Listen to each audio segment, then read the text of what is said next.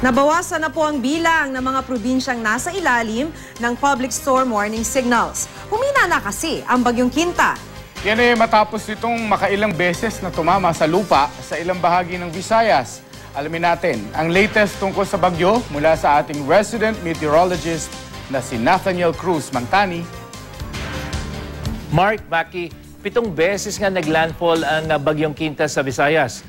Tumama na ito sa Aklan at posibleng tumama pa dito sa may Hilagang Palawan. Pagkatapos niya, gagalaw na ito pa West Philippine Sea.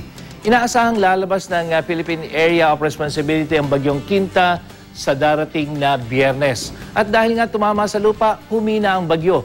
May taglay ito ngayong lakas ng hangin, umaabot na lamang ng 55 kilometers per hour near the center. Pero bumilis naman ang kilos ito, 24 kilometers per hour patungo ng kanluran.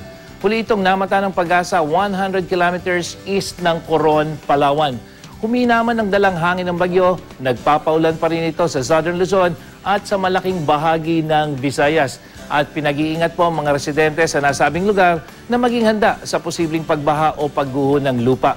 Bagamat ibinaba na ang storm warning sa ilang lugar, nakataas pa rin ang signal number 1 dyan sa Mindoro Provinces, Romblon, Masbate, Burias Island, Northern Palawan, Calamian Group of Islands at Marinduque. At maging dyan sa mga probinsya ng Aklan, Capiz, Antique, Iloilo, Negros Provinces, Cebu at Guimaras. Samantala, matataas na alon pa rin po ang mararanasan sa seaboards ng buong Luzon, Northern, Central at Southern hanggang sa Northern seaboards ng Mindanao. Kaya inabisuhan po ang mga mangingisda na huwag munang pumalaot ngayong araw.